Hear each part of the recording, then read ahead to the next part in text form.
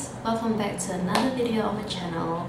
And as you know, I'll be doing a story time video again because I know you guys love them. And thank you so much for the love and support for my previous video of story time that I did, which is very personal to me. As you know, my story times are personal. It comes from all my experiences, so I hope you guys enjoy it. And so now let's move on to the topic. So what I want to talk about today is having to find a job as a fresh graduate, regardless in university, poly, or even in O-levels, just looking for jobs in general, and if you have qualifications. So I understand that it's not easy to get a job right now in this really bad economy, especially because 2016 this year is really bad, and it's also predicted that next year will be bad as well, so it makes unemployment really difficult in Singapore, especially even if you have a university degree, despite local U, private U, etc. Both is difficult. So these are some of the tips and suggestions I can give you based on my personal experience, because I'm a fresh grad as well and working in a bank. So how can I help you get through this tough time? Just gonna be straight up, no lying. It is difficult. It is a struggle you have to go through. Of course, again, disclaimer, talking about people with average, no connections, just doing everything based on your own hard work and looking for something to achieve or your job through like career portals, through interviews and things like that. So it's just average. I'm talking about average level playing field, not about connections, meeting rich people. All these things is just another story by itself, just helping you guys who are struggling on your own.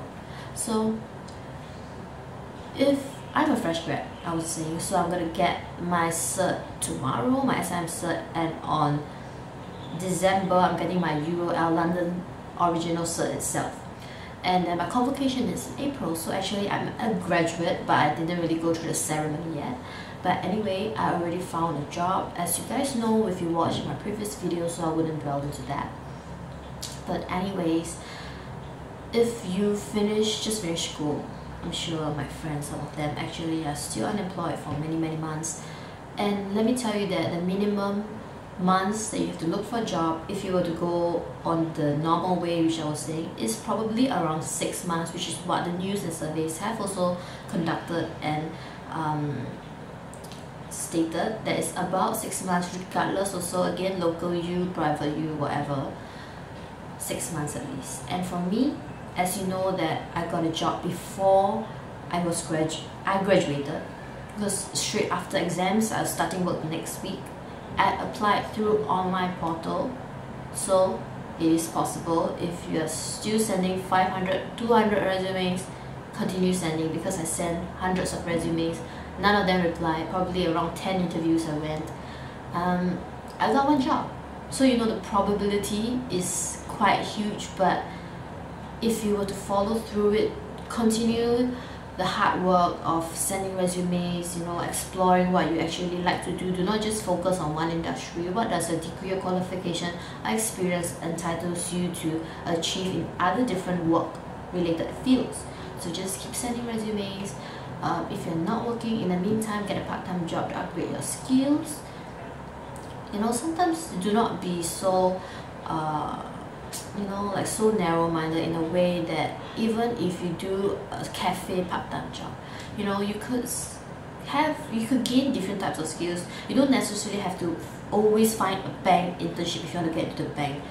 Explore other types of skills that you have. Even if the bank requires, for example, teamwork, communication skills, you can get that any part-time jobs in anywhere. It's just a matter of how you do that job and how you explain it to the interviewers or your resume, for example.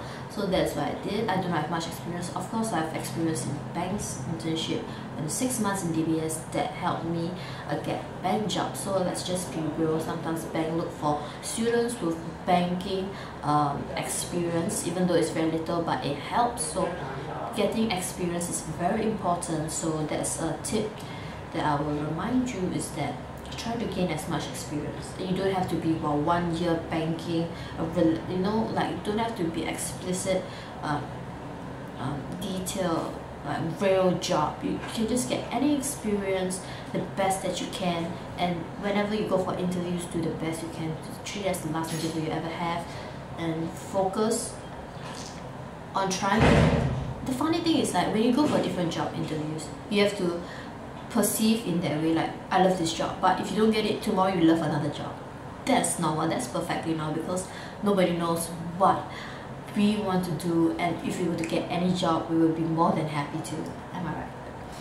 So, and another thing is, do not have so high expectation as of what you would actually get out of a job. So if you're a fresh grad or poly, there is a certain minimum salary range that you can get. So for diploma, probably 1,008.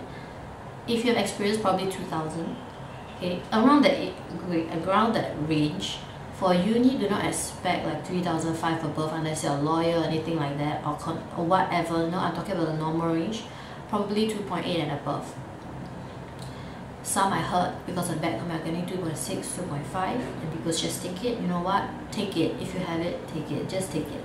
You know, get that 1 year experience. If you hate that job, change job. You can get a pay raise even faster than what you expect yourself to earn right now, and be jobless for another 6 months. Think of the you know, what's that? Opportunity cost. Think of the opportunity cost. Get the job, get the experience, then you switch jobs if you don't like it.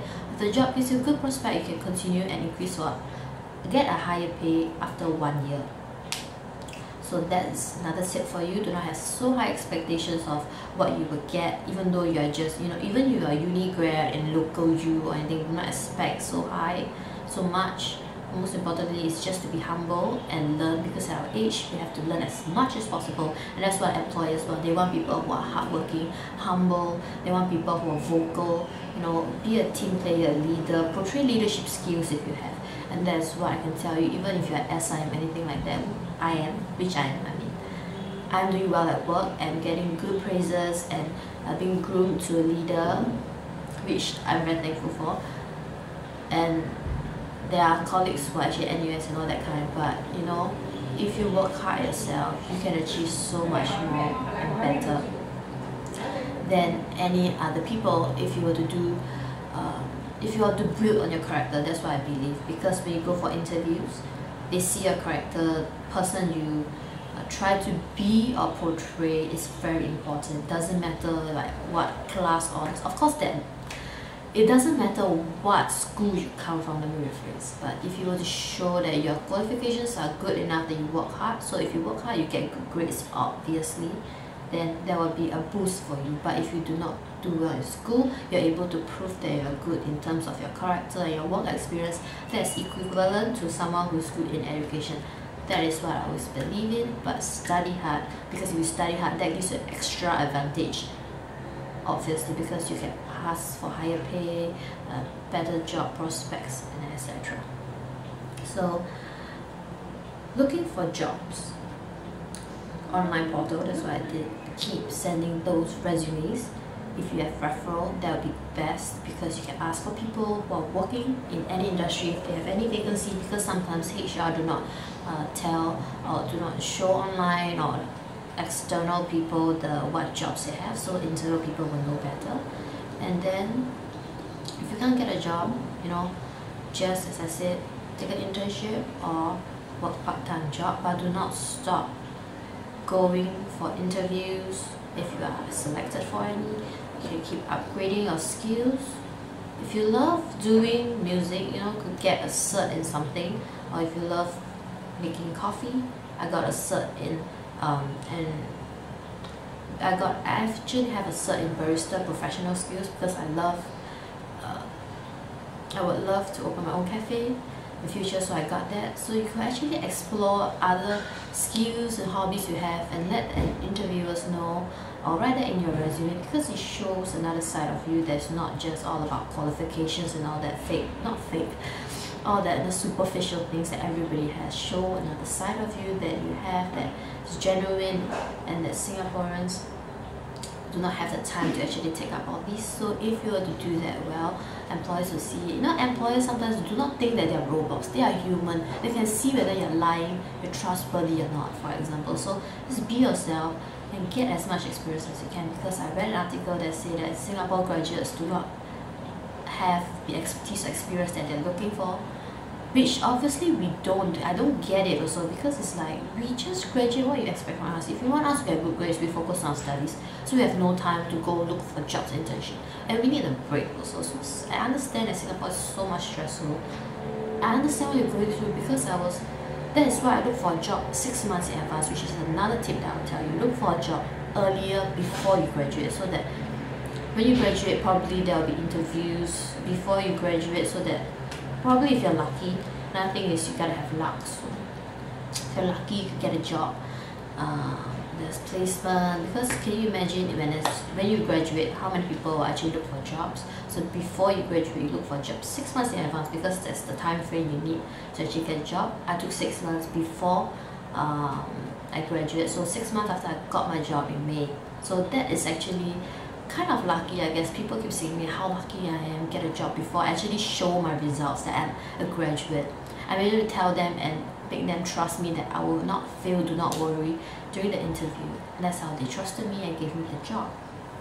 So to those who are still struggling with school, struggling to get a job right now, do not give up. Have hope for the future. Do not be disheartened. Always have hope. And always know that there's a lot of people in Singapore that's struggling. Not everybody's, perfect, rich and doing so well. Those of us who are average, we also work very, very hard to get to where we are. So do not be disheartened. This is the video to encourage and motivate you. Keep sending those resumes. Keep meeting new people. Network. If you believe in that, meet new friends so that they could tell you if they have any openings in the bank, jobs, etc. Get more experience. If you want to upgrade your skills and your hobbies, pursue them, because it's the only free time you have. When you start working, you do not have much time left in terms of holidays. So enjoy the moment, and as I would say, do not always stress yourself out. Those people who are still searching for jobs, continue to do so. I will always be supporting you, and I always believe that Singaporeans who are of the average standard will always get to where they are, because Singapore always gives you opportunities to excel if you were to work hard. That's what I always believe in. So hope you guys do well in whatever that you do in terms of poly, O-levels, fresh grad uni. You can do it. I believe in you. And if you have any other comments or problems, leave them down in the comment section below, and I'll reply to them. And I hope you guys enjoyed the video. Give it a thumbs up and subscribe, and I'll see you guys next time. Bye.